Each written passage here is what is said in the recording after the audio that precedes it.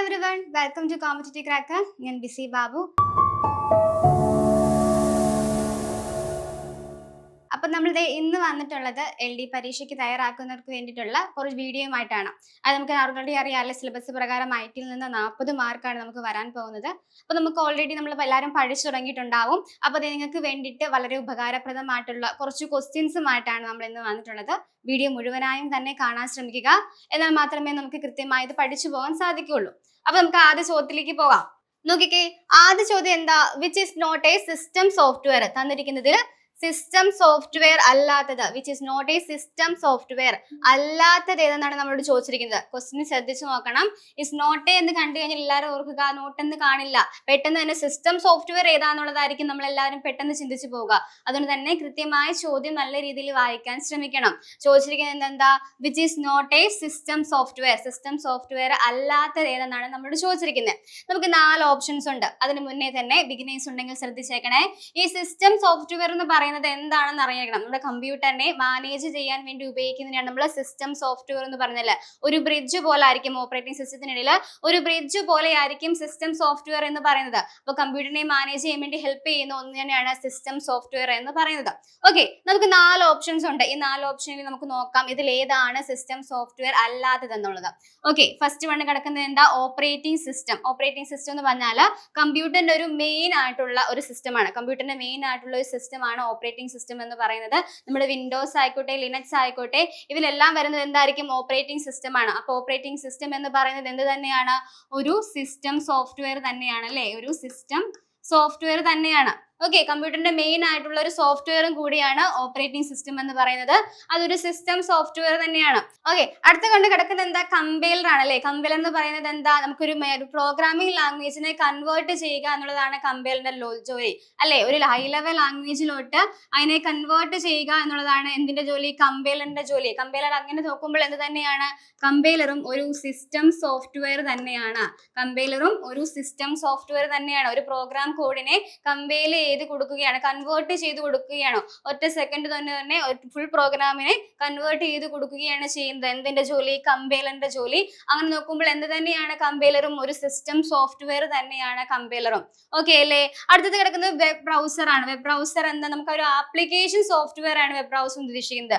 Web browser എന്താണ്? ഒരു application software ആണ്. കാരണം യൂസർക്ക് യൂസ് ചെയ്യാൻ വേണ്ടിയിട്ട് ഉപയോഗിക്കുന്നതിനെയാണ് വെബ് ബ്രൗസർ എന്ന് പറഞ്ഞാൽ. നമുക്ക് എന്താ നമ്മുടെ google.com ഒക്കെ അല്ലെങ്കിൽ നമ്മൾ എന്താ ഒരു web.com ഒക്കെ എന്തിന് എക്സാമ്പിൾസ് ആണ്? വെബ് ബ്രൗസറിന് എക്സാമ്പിൾസ് ആണ്. നമുക്ക് യൂസേഴ്സിന് യൂസ് ചെയ്യാൻ പറ്റുന്ന രീതിയിലുള്ളതിനെയാണ് നമ്മൾ വെബ് ബ്രൗസർ യൂസ് ചെയ്യുന്നത്. അതുകൊണ്ട് തന്നെ വെബ് ബ്രൗസർ എന്താണ്? ഒരു ആപ്ലിക്കേഷൻ സോഫ്റ്റ്വെയർ ആണ് വെബ് ബ്രൗസർ എന്ന് പറയുന്നത്. ഓക്കെ, അടുത്തത് കിടക്കുന്നത് എന്താ? ഇന്റർപ്രിറ്റർ. ഇന്റർപ്രിറ്റർ എന്ന് തന്നെയാണ് ഒരു പ്രോഗ്രാമിംഗ് ലാംഗ്വേജിനെ കൺവേർട്ട് ചെയ്യുകയാണ്. ഒരു പ്രോഗ്രാമിംഗ് ലാംഗ്വേജിനെ മെഷീൻ ലെവൽ ലാംഗ്വേജിലോട്ട് കൺവേർട്ട് ചെയ്യുക എന്നൊരു ജോലിയാണ് ഇന്റർപ്രിറ്ററിനും ജോലി. പക്ഷേ കമ്പൈലറിനെ സംബന്ധിച്ചിടത്തോളം കമ്പൈലർ ഒരു പ്രോഗ്രാം കിട്ടിയാൽ അതിനെ ഒറ്റ സെക്കൻഡ് കൊണ്ട് തന്നെ കമ്പൈൽ ചെയ്ത് കൊടുക്കും. പക്ഷെ ഇന്റർപ്രിറ്റർ എന്താവില്ല? ഇന്റർപ്രിറ്റർ ലൈൻ ബൈ ലൈൻ ആയിട്ടായിരിക്കും അവിടെ ഒരു പ്രോഗ്രാം കോഡിനെ കൺവേർട്ട് ചെയ്ത് കൊടുക്കുന്നത്. അപ്പൊ അങ്ങനെ നോക്കുമ്പോൾ കമ്പൈലറും എന്ത് തന്നെയാണ്? ഒരു സിസ്റ്റം സോഫ്റ്റ്വെയർ തന്നെയാണ് കമ്പൈലറും എന്ന് പറയുന്നത്. കമ്പൈലറും ഒരു സിസ്റ്റം സോഫ്റ്റ്വെയർ തന്നെയാണ്. അപ്പൊ നമുക്ക് നോക്കുമ്പോൾ കാണാം അല്ലെ, നമുക്ക് ഓൾറെഡി പറഞ്ഞു കഴിഞ്ഞിരുന്നു ക്വസ്റ്റ്യനിൽ is not a system software എന്ന് പറഞ്ഞിട്ട്. ഓക്കെ, സിസ്റ്റം സോഫ്റ്റ്വെയർ അല്ലാത്തത് ഏതെന്നാണ് നമ്മൾ പറഞ്ഞു? ഓപ്പറേറ്റിംഗ് സിസ്റ്റം എന്ന് പറയുന്നത് ഒരു സിസ്റ്റം സോഫ്റ്റ്വെയർ ആണ്. കമ്പൈലർ എന്ന് പറഞ്ഞാലും ഒരു സിസ്റ്റം സോഫ്റ്റ്വെയർ തന്നെയാണ്. ഇന്റർപ്രിറ്ററും സിസ്റ്റം സോഫ്റ്റ്വെയർ ആണ്. അങ്ങനെ നോക്കുമ്പോൾ നമുക്ക് പെട്ടെന്ന് തന്നെ മനസ്സിലാവും ഏതായിരിക്കും നമ്മുടെ ആൻസർ എന്ന് പറഞ്ഞാൽ ഓപ്ഷൻ സി ആണ് നമ്മുടെ ആൻസർ എന്ന് പറഞ്ഞാൽ വെബ് ബ്രൗസർ ആണ്. വെബ് ബ്രൗസർ എന്താണ്? ഒരു ആപ്ലിക്കേഷൻ സോഫ്റ്റ്വെയർ ആണ് വെബ് ബ്രൗസർ എന്ന് പറയുന്നത്. ഓക്കെ അല്ലേ? ഇത് പഠിച്ചല്ലോ. നോക്കിക്കേ, വെബ് ബ്രൗസർ എന്ന് പറഞ്ഞാൽ എന്താ? നമ്മളൊരു greek.com അല്ലെങ്കിൽ നമ്മൾക്ക് എന്താ ഒരു google.com എന്ന് പറയുന്നത് നമ്മുടെ യൂസേഴ്സിന് യൂസ് ചെയ്യാൻ പറ്റുന്ന രീതിയിൽ അപ്പൊ ഒരു ആപ്ലിക്കേഷൻ സോഫ്റ്റ്വെയർ ആണ് വെബ് ബ്രൗസർ ഉദ്ദേശിക്കുന്നത്. ഓക്കെ അല്ലേ? ഇതൊപ്പം തന്നെ പഠിച്ചു പോയല്ലോ. അപ്പൊ നമുക്ക് അടുത്ത ചോദ്യത്തിലേക്ക് പോകാം. ഓക്കെ, അടുത്ത ചോദ്യത്തിൽ എന്താ ചോദിച്ചിരിക്കുന്നത്? Electronic mail exchange can be achieved by using which protocol. അതായത് ഒരു മെയിൽ അയക്കാൻ വേണ്ടിയിട്ട് നമ്മൾ യൂസ് ചെയ്യുന്ന ആ ഒരു പ്രോട്ടോകോൾ ഏതെന്നാണ് നമ്മളോട് ചോദിച്ചിരിക്കുന്നത്. ഓക്കെ, ക്വസ്റ്റ്യനിൽ ഒരു വാക്കും കൂടെ നമ്മൾ കണ്ടിട്ടുണ്ട്. എന്താ പ്രോട്ടോകോൾ? എന്താ പ്രോട്ടോകോൾ എന്ന് ഉദ്ദേശിക്കുന്നത്? അത് ഡേറ്റാസ് നമ്മൾ ഷെയർ ചെയ്യുമ്പോൾ, ഇന്റർനെറ്റ് വഴി ഡേറ്റ ഷെയർ ചെയ്യുമ്പോൾ ഉപയോഗിക്കുന്ന ആ ഒരു കമ്മ്യൂണിക്കേഷൻ, ആ ഫോളോ അപ്പ് ചെയ്യുന്ന റൂൾസിനെയാണ് പറയുന്നത്. എന്ത്? ആ ഒരു റൂൾസിനെ നമ്മൾ പറയുന്ന പേരാണ് പ്രോട്ടോകോൾസ് എന്ന് പറഞ്ഞാൽ. ഓക്കെ, നമ്മൾ നമ്മളൊക്കെ ട്രാഫിക് പ്രോട്ടോകോൾ നമ്മൾ യാത്ര ചെയ്യുമ്പോൾ ട്രാഫിക് റൂൾസ് പാലിക്കാറില്ലേ? അതുപോലെ തന്നെ ആയിരിക്കും ഇന്റർനെറ്റ് വഴി ഒരു ഡേറ്റ ഷെയർ ചെയ്യുമ്പോൾ ഫോളോ അപ്പ് ചെയ്യേണ്ട ആ ഒരു റൂൾസിനെ, കമ്മ്യൂണിക്കേഷൻ ചെയ്യുമ്പോൾ ഉപയോഗിക്കുന്ന ഫോളോ അപ്പ് ചെയ്യേണ്ട ആ റൂൾസിനെയാണ് നമ്മൾ എന്തെന്ന് പറഞ്ഞാൽ പ്രോട്ടോകോൾസ് എന്ന് പറയുന്നത്. അപ്പൊ അങ്ങനെ നോക്കുമ്പോൾ ഒരു ഇലക്ട്രോണിക് മെയിൽ എക്സ്ചേഞ്ച് ചെയ്യുമ്പോൾ നമ്മൾ യൂസ് ചെയ്യേണ്ട ആ ഒരു പ്രോട്ടോകോൾ ഏതെന്നാണ് നമ്മോട് ചോദിച്ചിരിക്കുന്നത്. നമുക്ക് 4 ഓപ്ഷൻസ് തന്നിട്ടുണ്ട്. ഫസ്റ്റ് വൺ കിട്ടുന്നത് FTP എന്നാണ്. ഓക്കെ, നമുക്ക് ഓരോ ഓപ്ഷൻ വെച്ച് നോക്കാം. FTP എന്ന് വെച്ചാൽ എന്താ? ഫയൽ ട്രാൻസ്ഫർ പ്രോട്ടോകോൾ ആണ്. അവിടെ ഒരു ഫയൽസിനെയാണ് ട്രാൻസ്ഫർ ചെയ്യുന്നത്. ഓക്കെ, അവിടെ ഒരു ഫയൽസിനെ ട്രാൻസ്ഫർ ചെയ്യുന്ന പ്രോട്ടോകോൾ ആണ്. ഓർത്തിരിക്കണേ, ക്വസ്റ്റ്യൻ വായിക്കുമ്പോൾ അതിന്റെ ആൻസർ മാത്രം പഠിച്ചു പോകാണ്ട് ബാക്കി തന്നിട്ടുള്ള ഓപ്ഷനും കൂടി എന്തിനാണെന്ന് മനസ്സിലാക്കി വെച്ചാൽ സിമിലർ ആയിട്ടുള്ള ക്വസ്റ്റ്യൻസ് വരുമ്പോൾ അതനുസരിച്ച് നമുക്ക് ആൻസർ ചെയ്യാൻ വേണ്ടി സാധിക്കും. അതുകൊണ്ടാണ് നമ്മൾ ഓരോ ഓപ്ഷനും പറഞ്ഞു പോകുന്നത്. ആ ഓരോ ഓപ്ഷനിലും എന്താണ് പറഞ്ഞിട്ടുള്ളത് മനസ്സിലാക്കണം. ഫസ്റ്റ് വൺ കിടക്കുന്നത് FTP ആണ്. FTP എന്തിനായിരുന്നു? ഫയൽ ട്രാൻസ്ഫർ പ്രോട്ടോകോൾ ആണ്. ഫയൽ ട്രാൻസ്ഫർ പ്രോട്ടോകോൾ എന്തിനാ? ഒരു ഫയലിനെ ട്രാൻസ്ഫർ ചെയ്യാനോ ഡൗൺലോഡ് ചെയ്യാനോ അപ്ലോഡ് ചെയ്യാനോ ഉപയോഗിക്കുന്നതിനായിരിക്കും നമ്മൾ ഫയൽ ട്രാൻസ്ഫർ പ്രോട്ടോകോൾ യൂസ് ചെയ്യുന്നത്. ഓക്കെ, അവിടെ മെയിൽ എക്സ്ചേഞ്ച് ചെയ്യുമ്പോൾ ഉപയോഗിക്കുന്ന ഒരു റൂൾ ആയിട്ട് വരില്ല, ഫയൽ ട്രാൻസ്ഫർ ചെയ്യുമ്പോൾ ഉപയോഗിക്കുന്ന ഒരു റൂൾ ആണ്, അല്ലെങ്കിൽ ഒരു പ്രോട്ടോകോൾ ആണ് എന്ത്? FTP എന്ന് പറയുന്നത്. ഓക്കെ അല്ലേ? അടുത്തത് HTTP എന്താ? Hypertext transfer protocol. ഓർത്തിരിക്കുക, ഹൈപ്പർ ടെക്സ്റ്റ് ട്രാൻസ്ഫർ പ്രോട്ടോകോൾ. അവിടെ എന്താ യൂസ് ചെയ്യുന്നത് വെച്ചാൽ നമ്മുടെ ഇന്റർനെറ്റ് വഴി നമ്മൾ ബ്രൗസർ യൂസ് ചെയ്യത്തില്ലേ? ഇപ്പൊ നമ്മൾ എന്താ www.google.com എന്ന് യൂസ് ചെയ്യത്തില്ലേ? ഇതിന് പറയുന്ന പേരെന്താ? അവിടെ നമ്മൾ ബ്രൗസർ യൂസ് ചെയ്യുമ്പോൾ ഒരു നെറ്റ്വർക്ക് യൂസ് ചെയ്യുമ്പോൾ കണക്ട് ചെയ്യുന്ന ഒരു പ്രോട്ടോകോളിനെയാണ് നമ്മൾ ഹൈപ്പർ ടെക്സ്റ്റ് ട്രാൻസ്ഫർ പ്രോട്ടോകോൾ എന്ന് പറയുന്നത്. ഓക്കെ, അതുവഴി നമുക്ക് മെയിൽ വഴി പോകുന്ന ഒരു റൂളായിട്ട് നമുക്ക് എടുക്കാൻ സാധിക്കില്ല. ഓക്കെ അല്ലേ? അടുത്തത് എന്താ? SMTP, അതായത് simple mail transfer protocol. Simple mail transfer protocol എന്തിനാ? മെയിൽ എക്സ്ചേഞ്ച് ചെയ്യുമ്പോൾ നമ്മൾ ഉപയോഗിക്കുന്ന റൂൾസ് അല്ലെങ്കിൽ പ്രോട്ടോകോൾസിനെ പറയുന്ന പേരാണ് എന്ത്? SMTP, simple mail transfer protocol. Full form ഓർത്തിരിക്കണേ, സിമ്പിൾ മെയിൽ ട്രാൻസ്ഫർ പ്രോട്ടോകോൾ എന്ന് പറഞ്ഞാല്. ഓക്കെ അല്ലേ? അടുത്തത് എന്താ? TCP/IP, അതായത് ഇന്റർനെറ്റ് വഴി നമ്മൾ നെറ്റ്വർക്ക് വഴി കണക്ട് ചെയ്യുന്ന ഇന്റർനെറ്റ് കമ്മ്യൂണിക്കേഷൻ നടത്താൻ വേണ്ടി ഉപയോഗിക്കുന്നതാണ് എന്താ? TCP/IP. ഓക്കെ ആണല്ലോ? TCP/IP എന്തിനാ? ഇന്റർനെറ്റ് വഴി കമ്മ്യൂണിക്കേഷൻ നടത്താൻ ഉപയോഗിക്കുന്ന ആ ഒരു പ്രോട്ടോകോളിനെ പറയുന്ന പേരാണ് TCP/IP എന്ന് പറയുന്നത്. ഓക്കെ, അപ്പൊ നമ്മുടെ ആൻസർ ഓൾറെഡി കിട്ടിക്കഴിഞ്ഞു. എന്താണ്? ഓപ്ഷൻ C ആണ് നമ്മുടെ ആൻസർ എന്ന് പറഞ്ഞാൽ SMTP ആണ്. സിമ്പിൾ മെയിൽ ട്രാൻസ്ഫർ പ്രോട്ടോകോൾ ആണ് നമ്മുടെ ആൻസർ എന്ന് പറഞ്ഞാൽ. ഓക്കെ അല്ലേ? ഇലക്ട്രോണിക് മെയിൽ എക്സ്ചേഞ്ച് ചെയ്യാൻ വേണ്ടി നമ്മൾ ഉപയോഗിക്കുന്ന ആ ഒരു പ്രോട്ടോകോൾ എന്ന് പറഞ്ഞാൽ ഏതായിരിക്കും? SMTP ആയിരിക്കും. ഓക്കെ, അപ്പൊ നമുക്ക് നോക്കിക്കേ, ഇതിൽ കാണാൻ സാധിക്കും FTP എന്താണ്? ഒരു ഫയൽ ട്രാൻസ്ഫർ ചെയ്യാൻ വേണ്ടി ഉപയോഗിക്കുന്നതാണ്, ഫയൽ ട്രാൻസ്ഫർ പ്രോട്ടോകോൾ ആണ്. ഓക്കെ, HTTP എന്താ? Hypertext transfer protocol. ഒരു വെബ്സൈറ്റുമായിട്ട് ബന്ധപ്പെട്ട പ്രോട്ടോകോൾസ് അതിന്റെ റൂൾസ് ഫോളോ അപ്പ് ചെയ്യുന്നതായിരിക്കും HTTP ആയിരിക്കും, ഹൈപ്പർ ടെക്സ്റ്റ് ട്രാൻസ്ഫർ പ്രോട്ടോകോൾ ആയിരിക്കും. അടുത്ത എന്താ? SMTP എന്തായിരുന്നു? Simple mail transfer protocol. ഒരു മെയിൽ ട്രാൻസ്ഫർ ചെയ്യുമ്പോൾ ഉപയോഗിക്കുന്ന പ്രോട്ടോകോൾസ് അല്ലെങ്കിൽ റൂൾസിനെ പറയുന്ന പേരാണ് SMTP, simple mail transfer protocol. അടുത്ത എന്താ? TCP/IP എന്താ? ഇന്റർനെറ്റ് വഴി കമ്മ്യൂണിക്കേഷൻസ് നടത്തുമ്പോൾ അതിന്റെ റൂൾസും പ്രോട്ടോകോൾസും നോക്കുന്നത് എന്ത് വഴിയായിരിക്കും? TCP/IP വഴിയായിരിക്കും. ഓക്കെ അല്ലേ? അപ്പൊ ഇത് തറവായല്ലോ. നമുക്ക് അടുത്ത ചോദ്യത്തിലേക്ക് പോകാം. നോക്കിക്കേ, example of a magnetic disk. Magnetic ഡിസ്കിന് എക്സാമ്പിൾ ഏതെന്നാണ് നമ്മളോട് ചോദിച്ചിരിക്കുന്നത്. മാഗ്നറ്റിക് ഡിസ്ക് ഉദ്ദേശിക്കുന്നത് എന്താ? ഒരു ഡേറ്റ സ്റ്റോറേജിനെയാണ് പറഞ്ഞത് അല്ലേ? ഒരു ഡേറ്റാനെ സ്റ്റോറേജ് ചെയ്യാൻ വേണ്ടിയിട്ടാണ് മാഗ്നറ്റിക് ഡിസ്ക് നമ്മൾ യൂസ് ചെയ്തത്. ഓക്കെ, അപ്പൊ മാഗ്നറ്റിക് ഡിസ്കിന് എക്സാമ്പിൾ ഏതെന്നാണ് നമ്മളോട് ചോദിച്ചിരിക്കുന്നത്. ഫസ്റ്റ് വൺ നടക്കുന്നത് ബ്ലൂറേ ഡിസ്ക് എന്നാണ്. അതെന്താ? അതൊരു ഒപ്റ്റിക്കൽ ഡിസ്ക് ആണ്. ഓക്കെ, അതെന്ന് പറഞ്ഞാൽ എന്താണ്? ഒരു ഒപ്റ്റിക്കൽ ഡിസ്ക് ആണ്. എന്തെന്ന് പറഞ്ഞാൽ ബ്ലൂ റേ ഡിസ്ക് എന്ന് പറഞ്ഞാൽ നമ്മുടെ HDD പോലെയുള്ള ഡിസ്കുകളെല്ലാം സ്റ്റോർ ചെയ്ത് വെക്കാൻ വേണ്ടി, ഡേറ്റാസ് സ്റ്റോർ ചെയ്ത് വെക്കാൻ വേണ്ടിയിട്ട് ബ്ലൂ റേ ഡിസ്ക് ആയിരിക്കും യൂസ് ചെയ്യുന്നത്. ഓക്കെ, അപ്പൊ നമുക്ക് ഒപ്റ്റിക്കൽ ഡിസ്കിന് എക്സാമ്പിൾ ആണ്. ഒരിക്കലും അതെന്താ? നമ്മുടെ മാഗ്നറ്റിക് ഡിസ്കിന് എക്സാമ്പിൾ ആയിട്ട് വരത്തില്ല. ഓർത്തിരിക്കുക, ബ്ലൂ റേ ഡിസ്ക് എന്ന് പറഞ്ഞാൽ ഒരു ഒപ്റ്റിക്കൽ ഡിസ്കിന് എക്സാമ്പിൾ ആണ്. ഓക്കെ അല്ലേ? ഹാർഡ് ഡിസ്ക് എന്താ? ഹാർഡ് ഡിസ്ക് എന്ന് പറഞ്ഞാൽ നമ്മൾ വലിയ ഫയൽസോ വീഡിയോസോ ഡേറ്റാസ് ഒക്കെ സ്റ്റോർ ചെയ്ത് വെക്കാൻ വേണ്ടി, ഫോട്ടോസ് ഒക്കെ സ്റ്റോർ ചെയ്ത് വെക്കുന്നത് എന്ത് വഴിയായിരിക്കും? നമ്മുടെ ഹാർഡ് ഡിസ്കിലായിരിക്കും. അത് എന്തിന് എക്സാമ്പിൾ ആയിരിക്കും? അത് നമ്മുടെ മാഗ്നറ്റിക് ഡിസ്കിന് എക്സാമ്പിൾ ആണ്. നമ്മുടെ മാഗ്നറ്റിക് ഡിസ്കിന് എക്സാമ്പിൾ ആണ് എന്തെന്ന് പറഞ്ഞാൽ ഹാർഡ് ഡിസ്ക് എന്ന് ഉദ്ദേശിക്കുന്നത്.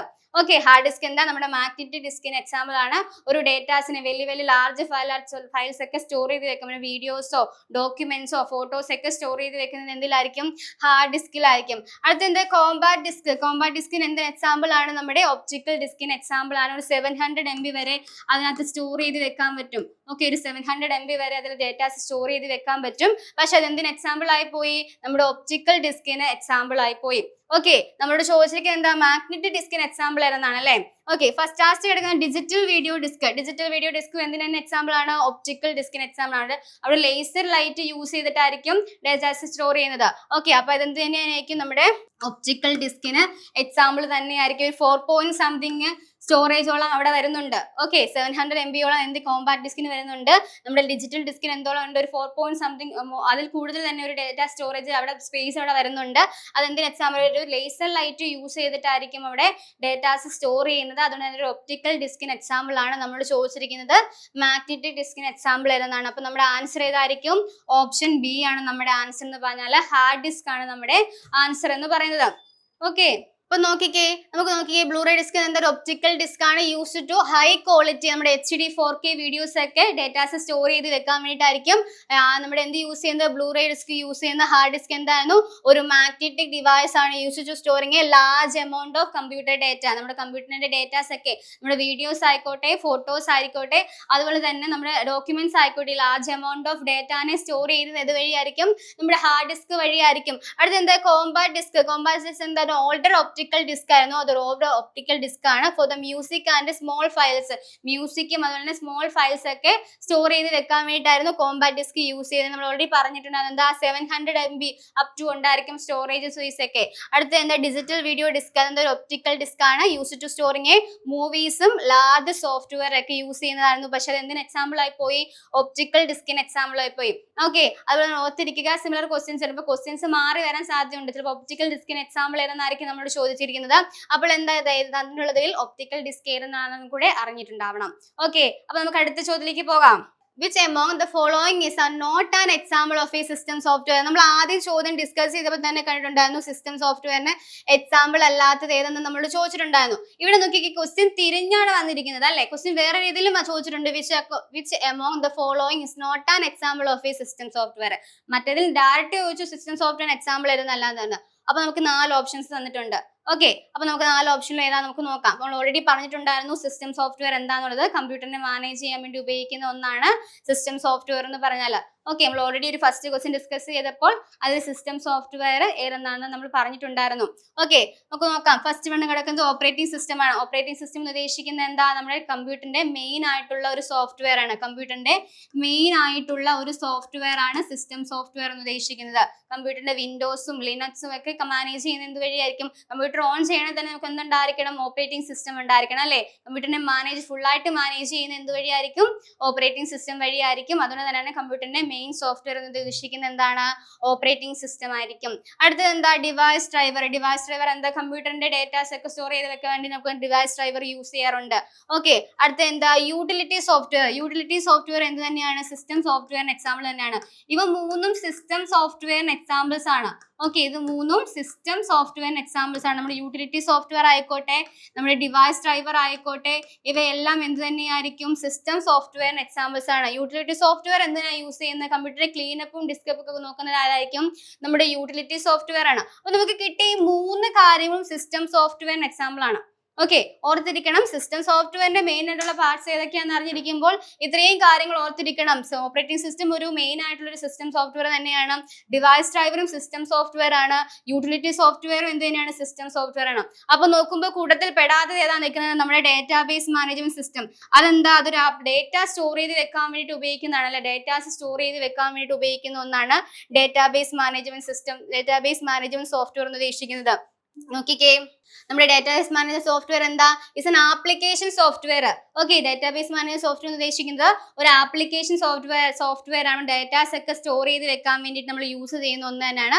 Because it's designed for the users to perform a specific task like a managing data, tables and records. Data നമ്മുടെ യൂസറിന്റെ ഡേറ്റാസ് മാനേജ് ചെയ്യാനോ റിട്രൈവ് ചെയ്യാനോ സ്റ്റോർ ചെയ്ത് വെക്കാനോ ഉപയോഗിക്കുന്ന ഒന്നാണ് എന്ത്? ഡേറ്റാബേസ് മാനേജ്മെന്റ് സോഫ്റ്റ്വെയർ എന്ന് ഉദ്ദേശിക്കുന്നത് ഒരു ആപ്ലിക്കേഷൻ സോഫ്റ്റ്വെയർ ആണ്. യൂസർ യൂസേഴ്സിന് വേണ്ടിയിട്ട് ഉണ്ടാക്കിയ ഒന്നാണ്. അതുകൊണ്ട് തന്നെ അതൊരു ആപ്ലിക്കേഷൻ സോഫ്റ്റ്വെയർ ആണ്. ബാക്കിയുള്ളതെല്ലാം എന്ത് തന്നെയാണ്? ഒരു സിസ്റ്റം സോഫ്റ്റ്വെയർ ആണ്. ബാക്കിയുള്ളതെല്ലാം എന്തൊക്കെയായിരുന്നു നമ്മുടെ സിസ്റ്റം സോഫ്റ്റ്വെയർ? ഓപ്പറേറ്റിംഗ് സിസ്റ്റം ഒരു സിസ്റ്റം സോഫ്റ്റ്വെയർ ആണ്. ഡിവൈസ് ഡ്രൈവർ ഒരു സിസ്റ്റം സോഫ്റ്റ്വെയർ ആണ്. അതുപോലെ തന്നെ യൂട്ടിലിറ്റി സോഫ്റ്റ്വെയർ എന്ത് തന്നെയാണ്? ഒരു സിസ്റ്റം സോഫ്റ്റ്വെയർ തന്നെയാണ്. ഓക്കെ, അപ്പൊ അറിഞ്ഞിരിക്കുക. അപ്പൊ നമ്മൾ നിരവധിയായിട്ട് കണ്ടുവന്ന 2 ചോദ്യം ഏതായിരുന്നു? സിസ്റ്റം സോഫ്റ്റ്വെയറിൽ നിന്നുള്ളതായിരുന്നു. അപ്പൊ അത് എന്താണെന്ന് അറിഞ്ഞിരിക്കണം, ഓപ്ഷൻസും പഠിച്ചിട്ടുണ്ടാവണം. ഓക്കെ അല്ലേ? അപ്പൊ നമുക്ക് അടുത്ത ചോദ്യത്തിലേക്ക് പോവാം. ഓക്കെ, നമ്മുടെ അടുത്ത ചോദ്യം എന്താ ചോദിച്ചിരിക്കുന്നത്? A translator is a software that convert a program code from, അതായത് ഒരു ട്രാൻസ്ലേറ്റർ നമ്മുടെ പ്രോഗ്രാം കോഡിനെ കൺവേർട്ട് ചെയ്യുന്നത് ഏത് ലാംഗ്വേജ് പ്രകാരമായിരിക്കും? നമുക്ക് 4 ഓപ്ഷൻസ്, എല്ലാ പതിവ് പോലെ തന്നെ 4 ഓപ്ഷൻസ് തന്നിട്ടുണ്ട്. നമുക്ക് നോക്കാം ഓരോ ഓപ്ഷനും നമുക്ക് അനുയോജ്യമായിട്ടുള്ള ആൻസർ ഉണ്ടോന്ന്. ഫസ്റ്റ് ആണ് കിടക്കുന്നത് high level language to Unicode. High level language to Unicode എന്താ? നമ്മുടെ ക്യാരക്ടേഴ്സിനെ എൻകോഡ് ചെയ്യാൻ വേണ്ടിയിട്ട്, ക്യാരക്ടേഴ്സിനെ എൻകോഡ് ചെയ്യാൻ വേണ്ടിയിട്ടായിരിക്കും നമ്മൾ എന്ത് യൂസ് ചെയ്യുന്നത്? യൂണിക്കോഡ് യൂസ് ചെയ്യുന്നത്. നമ്മൾ A B അല്ലെങ്കിൽ മലയാളം പോലുള്ള ക്യാരക്ടേഴ്സ് എൻകോഡ് നടത്താൻ വേണ്ടിയിട്ടായിരിക്കും നമ്മൾ എന്ത് യൂസ് ചെയ്യുന്നത്? യൂണിക്കോഡ് യൂസ് ചെയ്യുന്നത്. അതാണ് ഹൈ ലെവൽ ലാംഗ്വേജിൽ നിന്നും യൂണിക്കോഡിലോട്ട് കൺവേർട്ട് ചെയ്യുന്നത്. അതായത് നമ്മുടെ കമ്പ്യൂട്ടറിന് ഒരു പ്രത്യേകത, നമ്മൾ കമ്പ്യൂട്ടറിലേക്ക് ഹലോ എന്ന് പ്രിന്റ് ചെയ്ത് കൊടുത്താൽ കമ്പ്യൂട്ടർ ഒന്നും മനസ്സിലാകത്തില്ല അല്ലെ? കമ്പ്യൂട്ടറിന് പെട്ടെന്ന് കൊടുത്താൽ കമ്പ്യൂട്ടറിന് മനസ്സിലാവണമെന്നില്ല. അതെന്ത് വഴിയായിരിക്കും? കമ്പ്യൂട്ടറിന് മനസ്സിലാവുന്ന ഭാഷയിലേക്ക് കൺവേർട്ട് ചെയ്ത് കൊടുത്താൽ മാത്രമേ അതിന് മനസ്സിലാകത്തുള്ളൂ. അതിനെന്തുണ്ടായിരിക്കണം? അതിനൊരു ട്രാൻസ്ലേറ്റർ ഉണ്ടായിരിക്കണം അല്ലെ? ട്രാൻസ്ലേറ്റർ എന്ന് ഉദ്ദേശിക്കുന്നത് തന്നെയല്ലേ നമ്മുടെ കമ്പ്യൂട്ടറിന് മനസ്സിലാവുന്ന ഭാഷയിലേക്ക് അതിനെ കൺവേർട്ട് ചെയ്ത് കൊടുത്താൽ മാത്രമേ അതിന് മനസ്സിലാവുള്ളൂ അതെന്താണ് പറയുന്നത്. ഇപ്പൊ ഞാൻ ഹലോ എന്ന് പ്രിന്റ് ചെയ്ത് കൊടുത്താൽ കമ്പ്യൂട്ടറിന് പെട്ടെന്ന് മനസ്സിലാവണമെന്നുണ്ടോ? ഇല്ല, കമ്പ്യൂട്ടറിന് പെട്ടെന്ന് മനസ്സിലാവണമെന്നില്ല. എന്ത് ചെയ്യണം? ഒരു ട്രാൻസ്ലേറ്റർ അവിടെ പ്രവർത്തിക്കണം. എന്നാൽ മാത്രമേ കമ്പ്യൂട്ടറിന് മനസ്സിലാകത്തുള്ളൂ. അങ്ങനെ നോക്കുമ്പോൾ യൂണിക്കോഡ് എന്താ? അതൊരു ക്യാരക്ടർ എൻകോഡിംഗ് ആണ് നടത്തുന്നത്.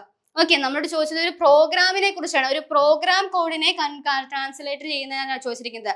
ക്യാരക്ടർ എൻകോഡിംഗ് നടക്കുമ്പോൾ എന്തായിരിക്കും? യൂണിക്കോഡ് നമുക്ക് യൂസ് ചെയ്യാം.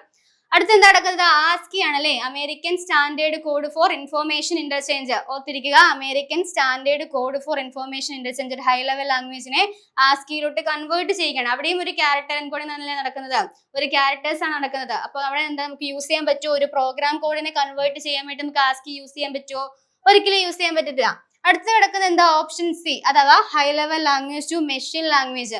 അതായത് ഒരു പ്രോഗ്രാം കോഡിന് നമ്മുടെ C ആയിക്കോട്ടെ, C++ ആയിക്കോട്ടെ, അല്ലെങ്കിൽ ജാവ ആയിക്കോട്ടെ, ഇത്തരത്തിലുള്ള പ്രോഗ്രാംസ് കോഡിനെ കൺവേർട്ട് ചെയ്യുന്നത് നമ്മുടെ കമ്പ്യൂട്ടറിന് മനസ്സിലാവുന്ന രീതിയിലുള്ള ഒരു മെഷീൻ ലെവൽ ലാംഗ്വേജിലോട്ട് കൺവേർട്ട് ചെയ്യുന്നത് എന്ത് വഴിയായിരിക്കും? നമ്മുടെ മെഷീൻ ലാംഗ്വേജ് വഴിയായിരിക്കും. അതെന്തുണ്ടായിരിക്കാം? നമുക്ക് കമ്പൈലർ യൂസ് ചെയ്യാം, ഇന്റർപ്രിറ്റർ യൂസ് ചെയ്യാം, അസംബ്ലി ലാംഗ്വേജ് യൂസ് ചെയ്യാം. ഇത്തരത്തിലുള്ള ലാംഗ്വേജ് യൂസ് ചെയ്തിട്ടായിരിക്കും, ഇത്തരത്തിലുള്ള കാര്യങ്ങൾ യൂസ് ചെയ്തിട്ടായിരിക്കും എന്ത് ചെയ്യുന്നത്? ഒരു പ്രോഗ്രാം ലാംഗ്വേജിനെ മെഷീൻ ലെവൽ ലാംഗ്വേജിലോട്ട് കൺവേർട്ട് ചെയ്യുന്നത്. കമ്പൈലർ എന്താ പ്രത്യേകത? കമ്പൈലർ ഒരു പ്രോഗ്രാം കിട്ടിയാൽ തന്നെ പെട്ടെന്ന് തന്നെ ഏറ്റവും ഫാസ്റ്റ് ആയിട്ട് തന്നെ അത് ഒറ്റയടിക്ക് തന്നെ കമ്പൈലർ ട്രാൻസ്ലേറ്റ് ചെയ്ത് കൊടുക്കും. ഇന്റർപ്രറ്റർ എന്താ? ലൈൻ ബൈ ലൈൻ ആയിട്ടായിരിക്കും അവിടെ ട്രാൻസ്ലേറ്റ് ചെയ്ത് കൊടുക്കുന്നത്.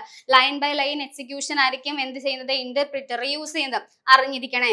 അടുത്തത് എന്താ? High level language to assembly language. Assembly ലാംഗ്വേജും ഒരു ലോ ലെവൽ ലാംഗ്വേജ് ആണ്. അസംബ്ലി ലാംഗ്വേജ് എന്ന് പറഞ്ഞാൽ ഒരു ലോ ലെവൽ ആയിട്ടുള്ള ലാംഗ്വേജ് തന്നെയാണ്. നമ്മുടെ കമ്പൈലറിനെയും ഇന്റർപ്രിറ്ററിനെയും വെച്ച് നോക്കുമ്പോൾ നമുക്ക് എന്ത് യൂസ് ചെയ്യാം? മെഷീൻ ലാംഗ്വേജ് പൊതുവേ പ്രോഗ്രാം കോഡിന് യൂസ് ചെയ്യുന്നത് കമ്പൈലറോ ഇന്റർപ്രിറ്ററോ ആയിരിക്കും. അതുകൊണ്ട് തന്നെ നമുക്ക് ആൻസർ ആയിട്ട് തീർക്കാൻ പറ്റും ഓപ്ഷൻ സി ആണ് നമ്മുടെ ആൻസർ എന്ന് പറഞ്ഞാൽ high level language to machine language ആയിരിക്കും നമ്മുടെ ആൻസർ എന്ന് പറയുന്നത്. ഓക്കെ അല്ലേ? നോക്കിക്കേ, മെഷീൻ ലെവൽ ലാംഗ്വേജ് എന്താ? ഒരു ബൈനറി കൺവേർഷൻ ആയിരിക്കും നടക്കുന്നത്. പ്രോഗ്രാം കോഡിന് ഓരോ കോഡിനും എന്തുണ്ടായിരിക്കും? ഒരു ബൈനറി കൺവേർഷൻ ഉണ്ടായിരിക്കും. അതായത് 0 up to 1 ആയിരിക്കും. 0s and 1s ആയിരിക്കും കണ്ടിന്യൂസ് ആയിട്ട് നടക്കുന്നത്.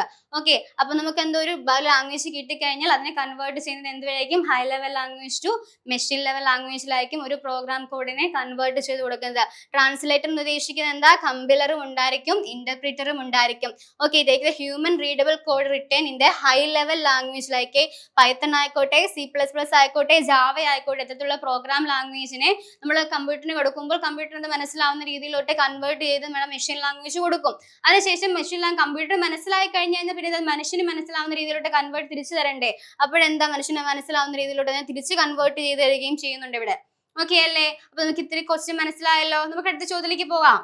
ഓക്കെ, അപ്പൊ നമുക്ക് അടുത്ത ചോദ്യം നോക്കാം അല്ലെ. അടുത്ത ചോദ്യം എന്താ ചോദിച്ചിരിക്കുന്നത്? Digital medium are also called. Digital മീഡിയത്തിനെ വിളിക്കുന്ന മറ്റൊരു പേര് ഏതെന്നാണ് നമ്മൾ ചോദിച്ചിരിക്കുന്നത്. ഡിജിറ്റൽ മീഡിയനെ 4 പാർട്ടായിട്ട് തിരിച്ചിട്ടുണ്ട്. ആ മീഡിയത്തിൽ നമ്മൾ ഡിജിറ്റൽ മീഡിയനെ വിളിക്കുന്ന മറ്റൊരു പേര് എന്നാണ് നമ്മൾ ചോദിച്ചിരിക്കുന്നത്. ഫസ്റ്റ് വേണ്ട കിടക്കുന്നത് സെക്കൻഡറി മീഡിയം ആണ്.